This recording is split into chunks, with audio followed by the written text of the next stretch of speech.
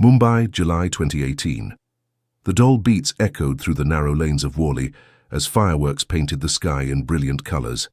Red silk saris swirled, marigold garlands adorned every doorway, and laughter filled the humid summer air.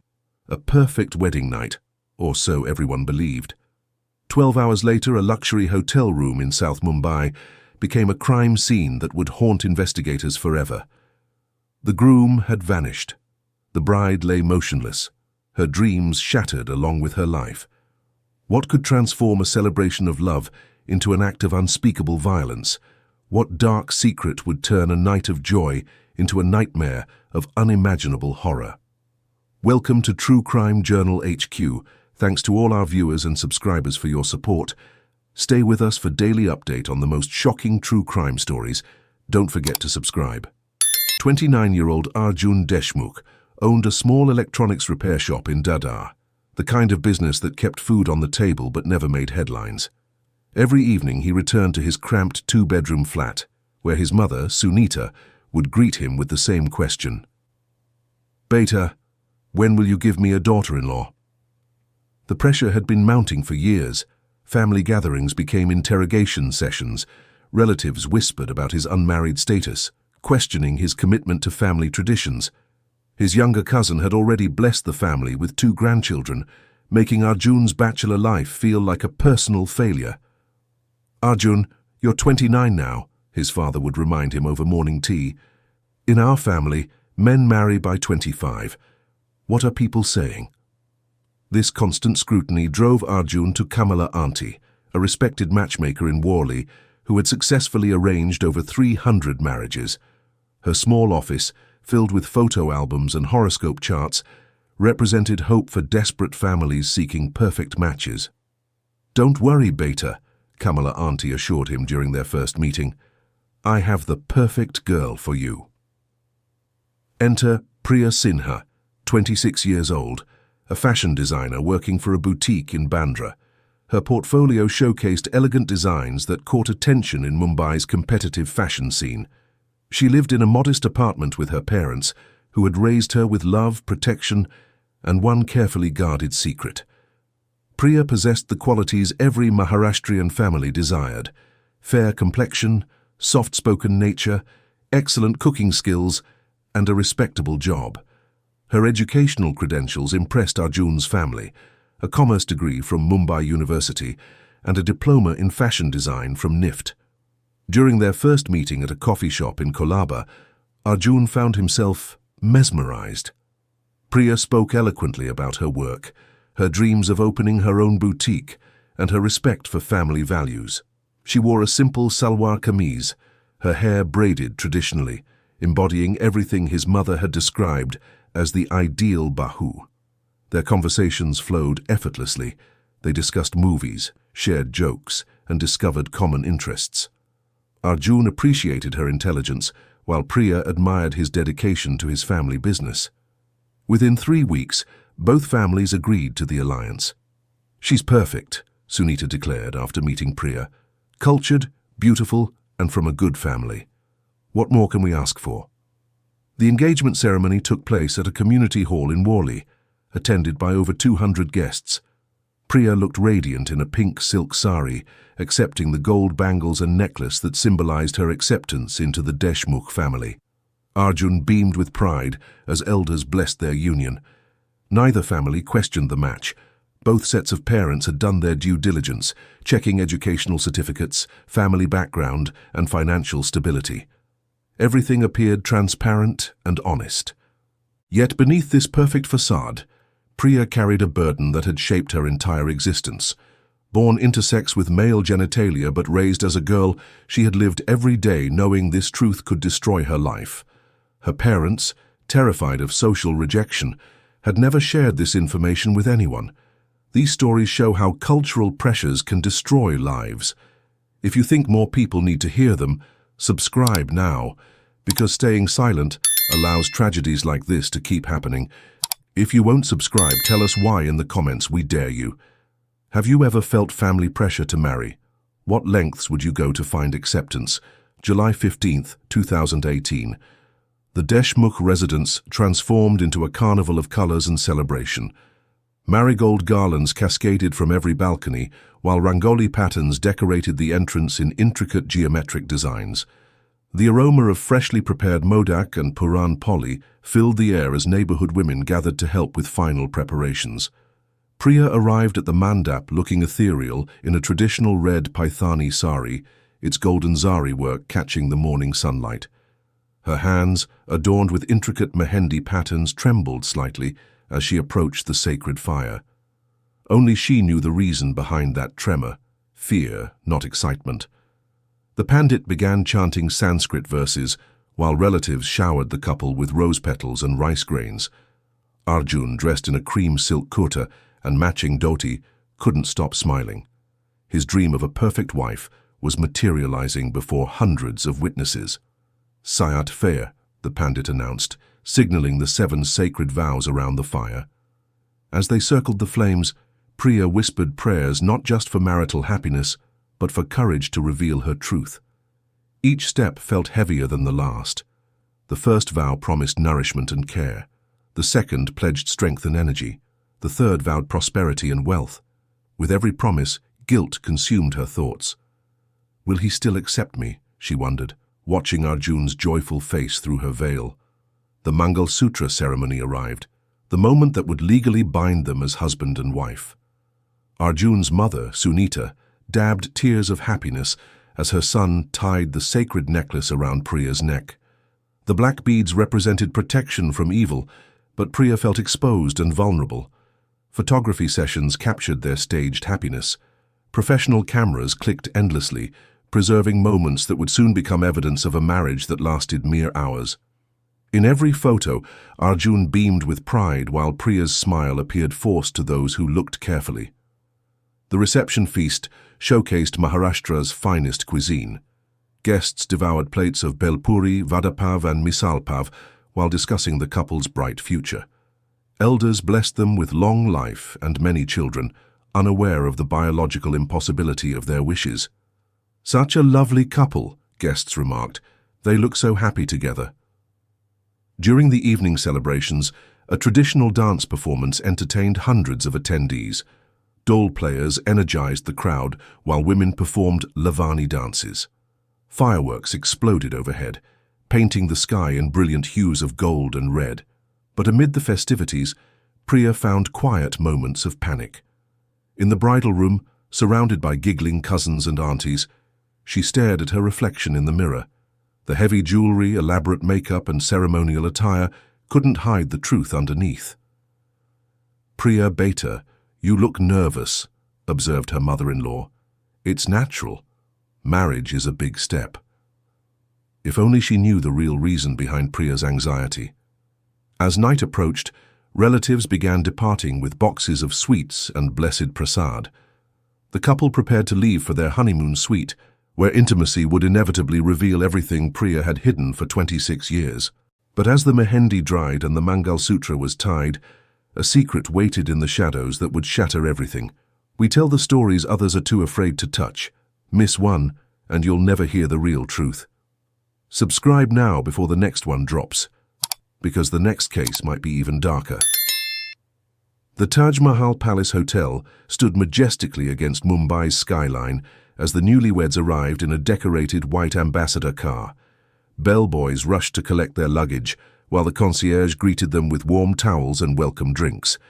This 5-star luxury represented the pinnacle of Indian hospitality, a fitting start to their married life. Room 412 had been specially prepared for the occasion. Rose petals formed heart patterns across the king-sized bed, while scented candles created a romantic ambiance. The marble bathroom gleamed with fresh toiletries, and a bottle of Dom Perignon champagne chilled in an ice bucket beside the window overlooking the gateway of India. "It's beautiful," Priya whispered, surveying the opulent suite. Her voice carried genuine appreciation, mixed with growing apprehension about the hours ahead. Arjun loosened his tie and kicked off his formal shoes, finally relaxing after the day's exhausting ceremonies. "We deserve this luxury, after such a perfect wedding," he said, embracing his new bride from behind. "Just the two of us now, Those words sent chills through Priya's spine. The moment of truth approached faster than she had anticipated. They ordered room service, butter chicken, garlic naan, and biryani from the hotel's renowned restaurant. The meal arrived on silver platters accompanied by fine china and crystal glasses. For nearly 2 hours, they laughed about wedding mishaps, shared childhood stories, and discussed their future plans. "My cousin's wedding was chaos compared to ours," Arjun chuckled, refilling their champagne glasses.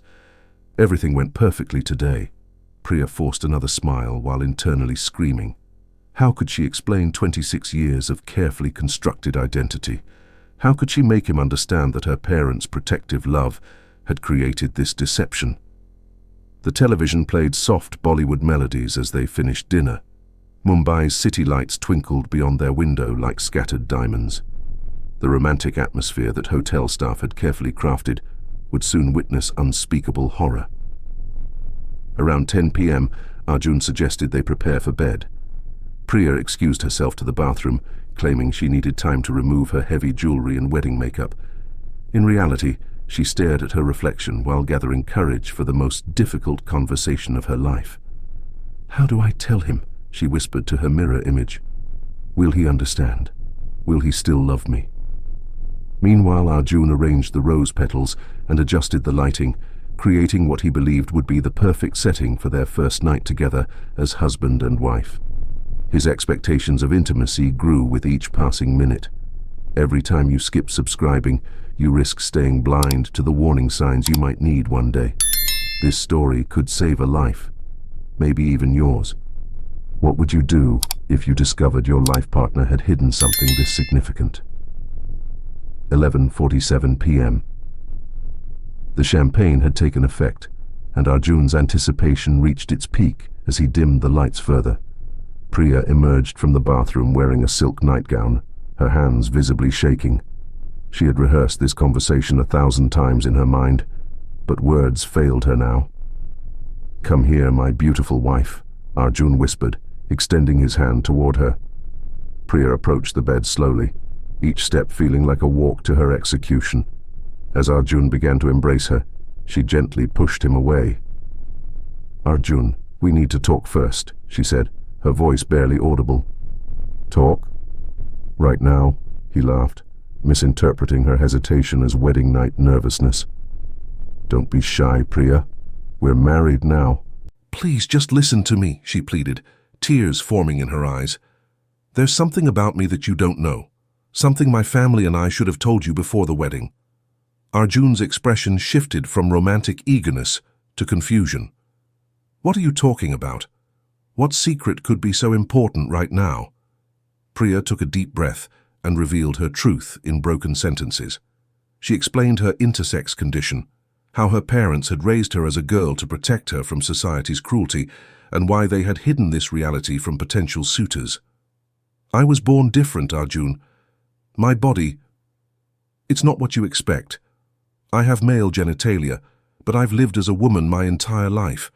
My parents were terrified that no one would accept me if they knew the truth." The silence that followed lasted an eternity. Arjun stared at her with blank eyes, processing information that shattered every expectation he held about marriage and intimacy. "You're joking," he finally whispered. "This is some kind of nervous bride's prank, right?" "No, Arjun. I'm telling you the truth because I love you and want our marriage to be honest." As the reality sank in, Arjun's confusion transformed into something darker. His face flushed red with a mixture of humiliation and rage. "You lied to me," he shouted, jumping off the bed. "Your entire family lied to me. How could you deceive me like this?" "Where are you watching from? Drop your location in the comments below. If you are enjoying this content, drop a comment with "I'm still here." Let's see who is still watching. Priya desperately tried to explain the cultural pressures that had forced this secrecy. In India, intersex individuals face discrimination, rejection, and sometimes violence. Her parents had chosen deception over honesty to give their child a chance at a normal life. "You don't understand our society, Arjun. If people knew the truth, I would never have found acceptance anywhere. My parents did this to protect me." "Protect you?" he screamed. "What about protecting me from this humiliation?" What will I tell my family, my friends? How can I face anyone again? What started as whispered explanations soon became desperate pleas. The hotel room that had symbolized new beginnings now echoed with shouting voices and desperate sobs. Arjun paced frantically across the marble floor, his mind racing through scenarios of public humiliation and family shame. 29 years of my life wasted searching for the right woman, and you're not even... He couldn't finish the sentence, his voice breaking with fury and disgust. Priya knelt on the bed, tears streaming down her face. I am a woman, Arjun. Gender is more than just anatomy. I've lived as a woman. I think as a woman. I feel as a woman. Stop, he screamed, pressing his palms against his temples.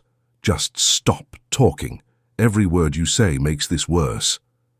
The champagne, mixed with his rage, created a toxic combination. His thoughts became increasingly irrational as he considered the consequences of this revelation. How would he explain a marriage annulment to his conservative family? What would his business associates think? The neighborhood aunties would gossip for years. My mother spent lakhs on this wedding, he muttered, his voice growing dangerous. My father invited his entire office. 300 people blessed our union. And for what? For this mockery. Priya attempted to approach him, her hands extended in supplication. Please give me a chance to explain properly. We can work through this together. Other couples have faced similar challenges. Other couples? Arjun laughed bitterly. Name one couple in our community who has dealt with this deception. Just one. His eyes fell upon the ceremonial sword displayed on the dresser, a traditional wedding gift from his uncle, symbolizing the groom's duty to protect his bride. The irony wasn't lost on him as he lifted the ornate weapon, feeling its weight in his trembling hands. You want to know what I'm thinking, he said, his voice eerily calm now. I'm thinking about how every person at our wedding will laugh at me when this truth comes out. I'm thinking about how my own mother will never be able to show her face in society again. Priya recognized the dangerous shift in his demeanor. She had seen this transformation before. Her uncle had reacted similarly when drunk, turning violent over minor disputes. Fear replaced her guilt as she realized the true gravity of her situation. Arjun, put the sword down. Let's talk about this rationally. We can find a solution that works for both of us. But reason had abandoned Arjun completely. The alcohol, the shock, the overwhelming sense of betrayal and his deep-seated fear of social rejection culminated in a moment of pure, uncontrolled rage. Solution, he hissed. The only solution is to end this nightmare before it destroys my entire family's reputation. What happened next occurred in seconds, but would haunt investigators for years. In a swift, brutal motion that seemed to surprise even Arjun himself, he brought the ceremonial blade down with devastating force. Priya's desperate scream was cut short. The romantic suite transformed into a scene of unimaginable horror as silence settled over room 412. The day you decide not to subscribe could be the day you miss the warning signs of the next real-life monster. If you'd rather look away, say it in the comments. We'll be reading. Have you ever seen anger consume someone completely? What drives a person to such darkness? 6:30 a.m. Housekeeping staff knocked gently on room 412, expecting to deliver the complimentary breakfast that newlyweds had ordered the previous evening. When no one answered, they used their master key, assuming the couple was sleeping late after their wedding celebration. What they discovered inside would traumatize them for life. Priya's lifeless body lay motionless on the blood-soaked bed, her silk nightgown stained crimson. The ceremonial sword rested nearby, its ornate handle reflecting the morning sunlight streaming through the windows. Rose petals, once symbols of love, now floated in pools of tragedy. The housekeeping supervisor immediately contacted hotel security, who sealed the room and called Mumbai police. Within 30 minutes, the luxury suite buzzed with forensic experts, photographers, and investigators trying to process the horrific scene. Inspector Rajesh Sharma, a 20-year veteran of Mumbai Police's crime branch, arrived to find hotel management in complete panic. This kind of violence has never happened in our establishment, the general manager kept repeating. Our reputation will be destroyed. Meanwhile, Arjun had vanished into Mumbai's vast urban maze. Surveillance cameras captured him leaving the hotel around 3 a.m., carrying a small bag and walking purposefully toward the gateway of India. After that, he disappeared completely. The investigation moved swiftly. Hotel records provided the couple's names and addresses. Police teams rushed to both families' homes, where they discovered the shocking truth behind the marriage and the secret that had triggered this deadly rage. "We need to find him before he harms anyone else," Inspector Sharma announced during the emergency briefing. "This man is clearly capable of extreme violence when cornered." By noon, Arjun's photograph circulated across every police station in Maharashtra. Railway stations, bus terminals and airports received his details with instructions to detain him immediately. The manhunt expanded to include neighboring states, as authorities feared he might attempt to flee the country. Mumbai's media descended on the story like vultures. Television news channels ran continuous coverage with headlines screaming "honeymoon horror" and "bride murdered on wedding night." Social media exploded with speculation, rumors, and amateur detective theories. The Deshmukh family home in Dadar became a fortress under police protection as angry crowds gathered outside, demanding justice. Neighbors who had celebrated the wedding just hours earlier now stared in disbelief at the chaos surrounding their once peaceful neighborhood. "How could we not know?" Arjun's mother sobbed to reporters. "He seemed so normal, so happy during the wedding. What could have driven him to such madness?" Phone records revealed Arjun had made several calls to his cousin in Thane around 2 a.m., suggesting a possible escape route. Police teams immediately surrounded the cousin's apartment building, but they were already too late. But where does a man hide after committing the unthinkable? July 17, 2018. 4:30 a.m. Acting on intelligence from phone records, a team of Mumbai police surrounded a 3-story apartment building in Thane's Godbunda Road area. Arjun's cousin, Rohit Deshmukh, had been harboring him for 2 days in his cramped 1-bedroom flat. Inspector Sharma led the raid personally, knowing that cornered criminals often became desperate and dangerous. "This is Mumbai police," he announced through a megaphone. "The building is surrounded. Come out with your hands visible." Neighbors gathered on their balconies, awakened by the commotion.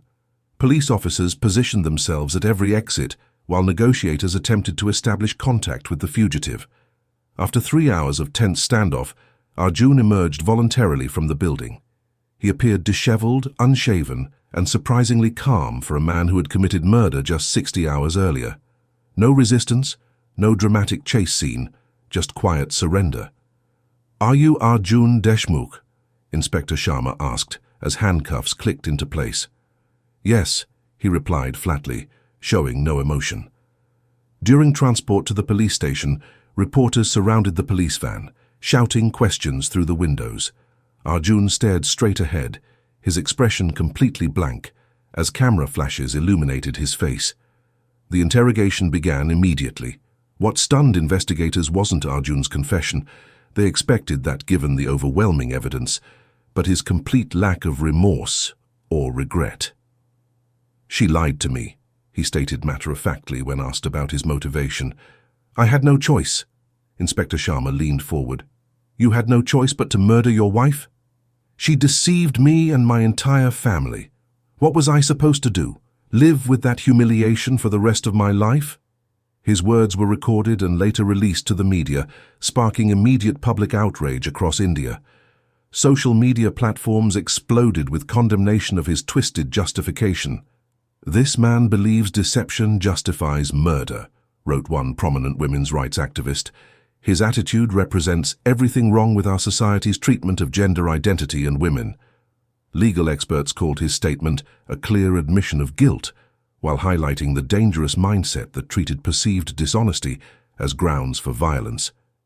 If you believe that excuses like this should never stand unchallenged, subscribe now.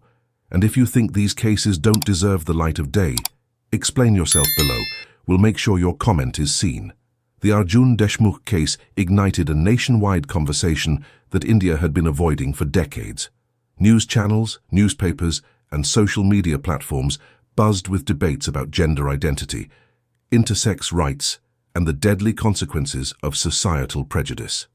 Dr. Anjali Gopalan, founder of the NAS Foundation and prominent LGBTQ+ rights activist, appeared on multiple television programs addressing the tragedy. Priya's death represents the ultimate failure of our society to create safe spaces for intersex individuals, she declared during a primetime debate on NDTV. When families feel compelled to hide their children's identity out of fear, we create conditions for exactly this kind of violence.